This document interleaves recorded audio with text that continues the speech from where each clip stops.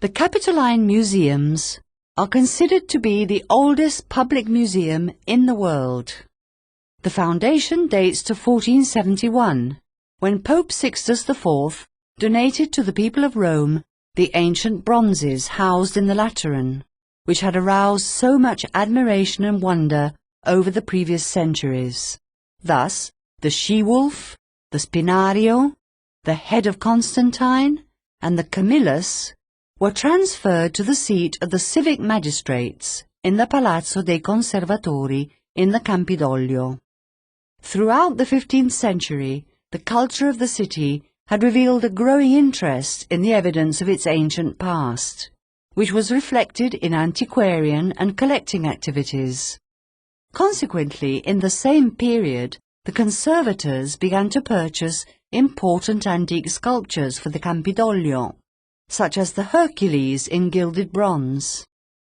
In the early decades of the 16th century, these statues were housed inside the palazzo, in the statuary room, in the courtyard, and also in the outdoor portico.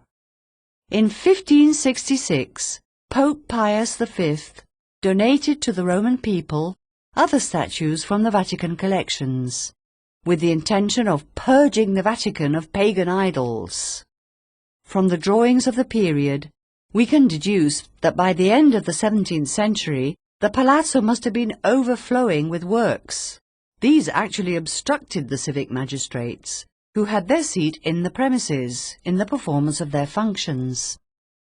The Palazzo Nuovo was not officially appointed as a museum until the 18th century, but even before this it had for some decades housed statues originating from the Palazzo dei Conservatori. An extraordinary boost to the growth of the Capitoline collections came with the acquisition of the collection of Cardinal Alessandro Albani in 1733. Purchased by Pope Clement XII, this provided a major input to the creation of the Capitoline Museum in Palazzo Nuovo. During the papacy of Benedict XIV, important works came to the Campidoglio from Hadrian's villa in Tivoli, as well as the so-called Forma Urbis Romae, the plan of Rome engraved on marble dating to the age of Septimius Severus, a fundamental document for the study of the topography of the ancient city. Also in the time of Benedict XIV, in 1749, the Capitoline Picture Gallery was set up to avoid the two important collections belonging to the Roman families of the Sacchetti and the Pio of Savoy from being broken up and sold. The proclamation of Rome as capital of Italy in 1870 marked the start of a very fortunate season for Roman archaeology. Effectively, the excavations undertaken for the purpose of constructing residential areas or large buildings to serve as premises for the various ministries enabled entire areas of the city to be newly explored. Thus there came to light many works which launched a new phase of acquisition for the Capitoline collections. Above all, the works in the areas of the Quirinal, Viminal and Esquiline hills threw up an enormous quantity of antique materials and topographical data.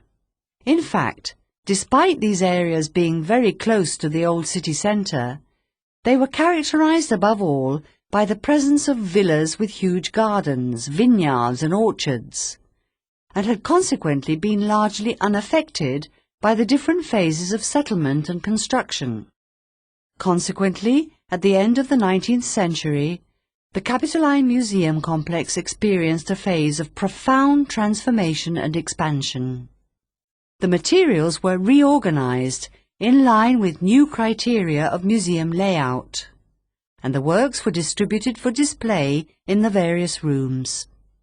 Finally, the most recent acquisition can be considered the bringing into the museum of the equestrian statue of Marcus Aurelius, which up until 1981 had stood in the piazza. Since 2005, it has been set up on permanent display in the glass hall specially constructed in the internal areas of the Palazzo dei Conservatori.